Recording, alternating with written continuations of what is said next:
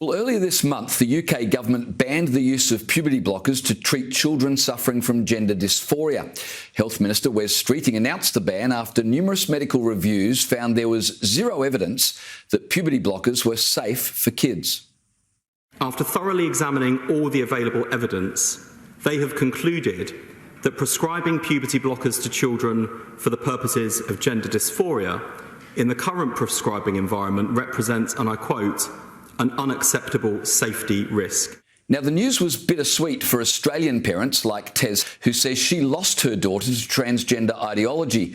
Her story is told in a new book called Devastated: How Gender Ideology is Tearing Australian Families Apart. And Tez joins me now. Tez, thanks for your time tonight. I read your story and I cannot describe how sad I was. As a parent, reading all that you've gone through, your daughter came to you when she was 16 and told you she was a male trapped in a female body. Tell us what happened, and as parents, how did you and your husband react?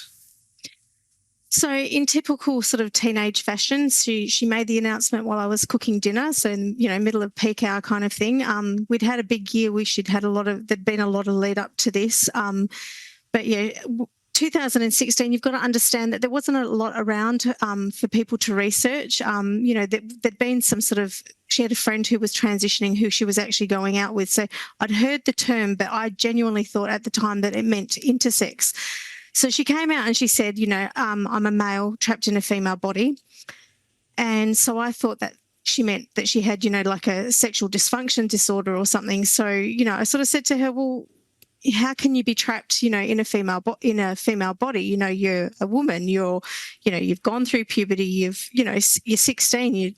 Everything's developed normally and stuff. We would have picked that up a long time ago, and you would have had other issues. But that was it. So, we were shocked. We didn't really know what to do, so we went and saw our GP because we sort of thought we need a little bit, more help with this. And the GP basically just said, look, you've got to go to the gender clinic. They're going to do a lot of investigation. There's going to be specialists and things. And so that's what, we took the GP advice, and that's what we did. So we were put on a waiting list then for the child gender clinic. Okay, so you end up at a youth gender clinic. How did they guide your daughter, and how did they treat you as parents? It was interesting. I fell down the rabbit hole that day. Up until that point, I kind of believed in medical care. I believed we were going to actually have some investigation. So we sat in a room with the clinic nurse first, not the actual specialists at all. And they went through. We got a sheet which would look like something like at a primary school kind of level, sort of information sheet. Very, very basic questions about side effects and stuff. Luckily, I'd already done quite a lot of research.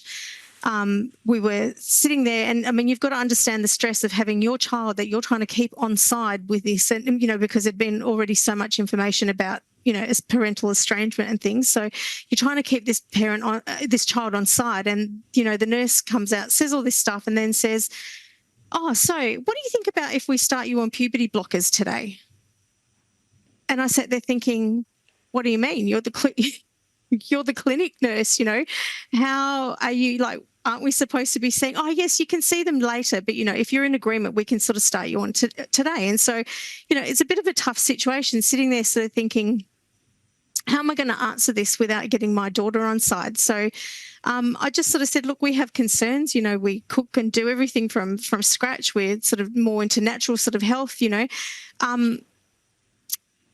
I don't agree with, putting her onto something quite dangerous like that. And plus, she's already past puberty. She's gone through puberty. So what was she being put on puberty blockers for? And she sort of went, oh, yeah, actually, you're right. She goes, we might just start you directly on cross-sex hormones. And that was it. So it was already a done deal. From the moment you get the referral, the confirmation of appointment letter, it's already mentions the son, not your daughter. It mentions the your child's new name and everything. I didn't realise up until that point that it was already a done deal. We did go through with the next appointment, and we went and saw psychiatrists and psychologists. My daughter had trauma, which had led to all this, and the psychiatrist actually said to us, look, trauma's got nothing to do with gender dysphoria. I use the analogy of anorexia. I'd had a bit of experience in my past with a friend who had anorexia, and I said, isn't this the same thing? You wouldn't offer an anorexic, diet pills or gastric banding, like this is the same thing. And honestly, they had a fit. How dare you? You're better alive son than a dead daughter. You're that's you can't say that. It's nothing to do with mental illness. Your son has always been this way. It was just a completely surreal experience. There's a couple of things you've said that have piqued my attention. One being, you're seeming to say that they were recommending cross-sex hormones before your daughter had even been to see a psychologist about trauma that she had had prior to believing she was a man trapped in a woman's body. Yes, exactly. So they actually said trauma has nothing, trauma has got nothing to do with anything to do with gender dysphoria. And for me, that it just seemed really wrong. She'd been a perfectly normal, very, very gender normal sort of teenager until that point. She danced, she liked makeup, she liked boys, all of this sort of stuff. And then this happened and her personality changed completely and so drastically, and things got worse. And so how far did your daughter end up going with the sex change? She's gone pretty well all the way. So she's been on, as far as I know, she's been on hormones now since she was 18, so 7 years now. Sorry, I've got teenage kids myself. I'm trying to understand as a parent watching this, and it sounds like you were almost a passenger in this journey, that you really were reduced to a spectator whose objections were pretty much dismissed. I can't imagine how you would have felt with your husband watching this happen to your girl. There was just a complete loss of control. A complete loss of any faith in humanity, society, medicine. We had activists come to our house, try to take our daughter, and, the police wouldn't help. We lost faith in the police. It was literally everything. And I wouldn't have even said a passenger. I would have said the person dangling on a cord on the back of the car, travelling 2 kilometres down the road that they were desperately trying to shake off, would be my analogy, using that. We weren't a part of it at all. They did not care. You said that you were told by therapists that you should prefer a live son to a dead daughter. The message being that if you didn't support your child having a sex change, you'd be responsible for their suicide. Absolutely. And it's something that we hear again and again and again. When the activists came to our house, my daughter was taken for, again, long story, but you can read it in the book. She was taken for a psych evaluation, and the social workers at the hospital, we were interviewed by several social workers, and that's what they kept saying, better a live son than a dead daughter. And I said, but she's not even depressed. What do you mean?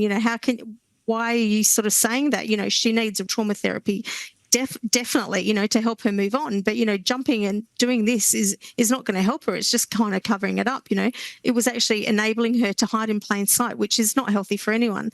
How's your child, who's now an adult, doing, and how's the relationship between you and your child?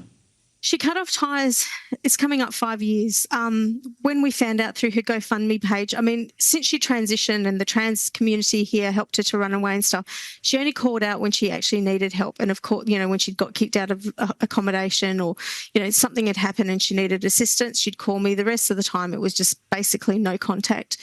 Obviously, we're coming up to Christmas. You haven't had contact with her for a number of years, you say. If she was watching tonight, what would you say to your girl? I still love you. It breaks my heart all the time, The hard thing for parents is, in my situation is, if you've got a child that it's a drug addict or an alcoholic or something, you can talk about this. Nobody's going to accuse you of being abusive or anything like this. All of the parents like me, we just love our kids. We want them to be safe. We want them to be happy. We don't want them to have a future with, all sorts of health conditions that they didn't, they weren't likely to have beforehand. So, please get in contact. As a parent who's been through this, And you're one of many parents speaking out in this newly released Hundreds. book. What would you say to Australian politicians?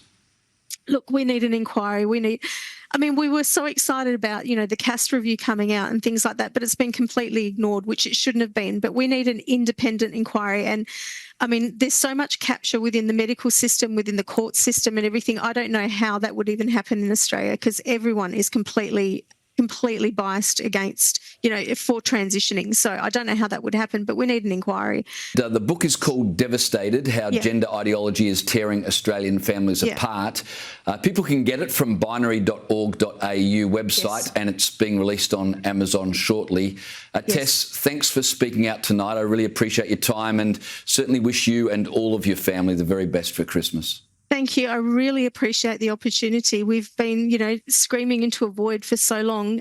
It's amazing to have the opportunity to share the information, And if there's any other parents out there facing what I'm facing, contact Binary. They can put you in touch with me, because there are other parents and there are networks to support. So, please reach out. Gee, your heart really goes out to everyone involved, doesn't it?